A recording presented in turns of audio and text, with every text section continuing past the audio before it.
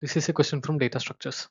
Which collision resolution technique involves maintaining a linked list of collided keys? So let's see each option. First one is linear probing. It is an open addressing technique, open addressing solution or method. Here, each cell of a hash table is treated as a slot that can store one key value pair. And when a collision occurs, the algorithm searches linearly in the table slot until it finds an empty slot. So here, a linear search is involved. Linear search to find an empty slot. Find an empty slot. So there is no process of maintaining a linked list of collided keys. So this is not the correct option. Second one is quadratic probing.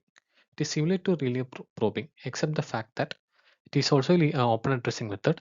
In quadratic probing, instead of linearly searching for an empty slot upon collision, quadratic probing uses a quadratic function, usually of the form I square, to find an empty slot. It uses a quadratic function for an empty slot. So here also no linked list of collided keys are maintained.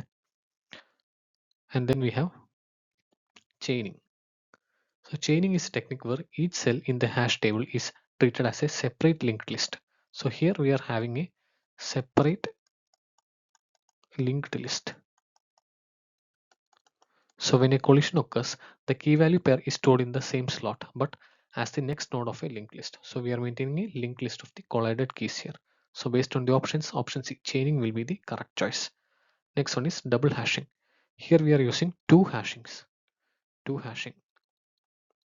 So what happens here is one will be a primary hash function and another will be a secondary hash function. So if a collision occurs with the first hash function, the second hash function is used to determine the location for the slot. So we are using two hashing functions. So here also there is no linked list of collided keys maintained. So based on the options, option C, chaining is the correct answer.